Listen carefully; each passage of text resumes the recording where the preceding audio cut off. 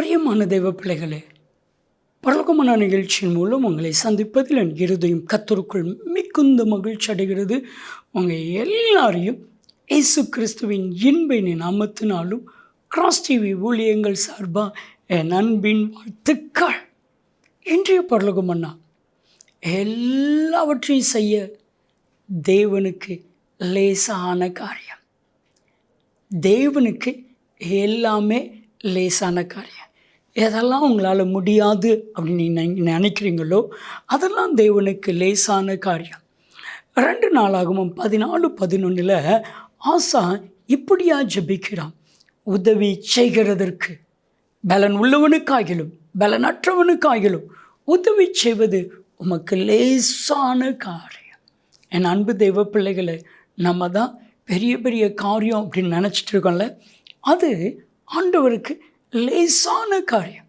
எதெல்லாம் நடக்காது, இதெல்லாம் வாய்ப்பே இல்லை, இதெல்லாம் பெரிய காரியம் அப்படின்னு நீங்கள் நினைக்கிற காரியம் ஆண்டவருக்கு லேசான காரியம். இன்னைக்கு கர்த்தர் உங்களுக்கு எல்லா காரியத்தையும் செய்ய வல்லமையில் தேவனாக இருக்கிறார்.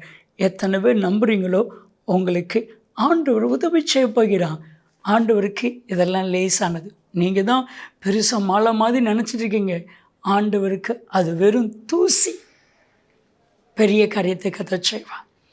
பிரியமான தெய்வ பிள்ளைகளே, இன்றைக்கும் உங்கள் வாழ்க்கையில் ஆண்டவர் பெரிய காரியத்தை செய்ய போகிறார்.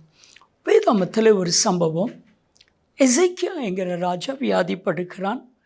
அது மரணத்துக்கு ஏதுவான வியாதி. ஆண்டவர் ஏசாயா என்கிற தீர்க்கதரிசி மூலமாய் சொல்லி அனுப்புகிறான், உன் வீட்டு காரியத்தை ஒழுங்குபடுத்தி நீ மறிக்க போகிறான்.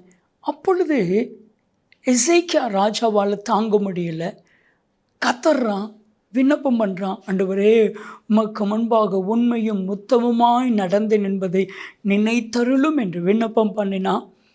2 ராஜாக்கள் 20:3 ஏசாயா 38:3 இந்த ஜெபத்தை கத்தர் கேட்டு ஏசாயா தீர்க்கதரிசிக்கு மறுபடியும் சொல்ல சொன்னால், நீ போ, என் ஜனத்தின் அதிபதியாகிய எசேக்கியாவை பார்த்து சொல், 15 வருஷத்தை கூட்டி கொடுப்பேன்னு சொல்.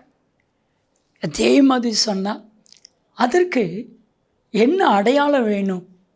சாகை, சூரிய கடிகாரத்தினுடைய பாகை 10 பாகை முன்னாடி போகணுமா, 10 பாகை பின்னாடி வரணுமா? இப்போது எசேக்கியா நினச்சாரு, முன்னாடி போகிறது ஈஸி, லேசானது. வேதம் சொல்லுது 2 ராஜாக்கள் 20:10 எசேக்கியா ராஜா சொல்கிறாரு, பாகை முன்னாடி போவது லேசான காரியம். ஆனால் பின்னாடி அந்த டைம் முடிஞ்சதுக்கப்புறம் மறுபடியும் பின்னாடி வர்றது அது கஷ்டமான காரியம். எனக்கு 10 பாகை பின்னாடி வரணும். இது ஒன்று.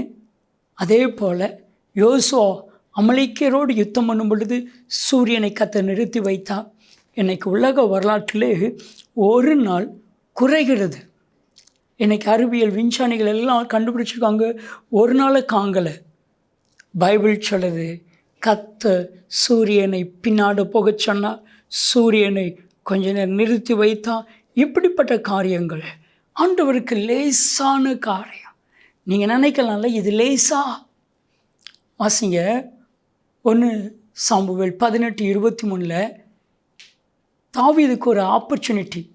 நீ ராஜாவுக்கு மருமனாக போகிற. அப்போ சொல்கிறேன், நான் சாதாரண மனுஷன், அற்பமாக என்ன பண்ணுறேன், அற்பமாக என்னப்பட்டவன், ஆடு மேய்ச்சிட்டு இருக்கிறேன், இது என்ன லேசான காரியமா? ஆண்டவர் அதுக்கு அதுக்கு அதுக்கு மேலே தாவீதுக்கு செய்தான்.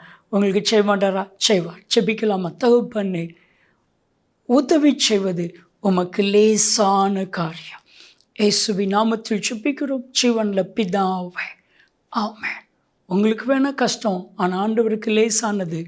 நன்மையும் கிருபையும் ஆசீர்வாதங்களும் நிச்சயமாக உங்களை தொடரும்.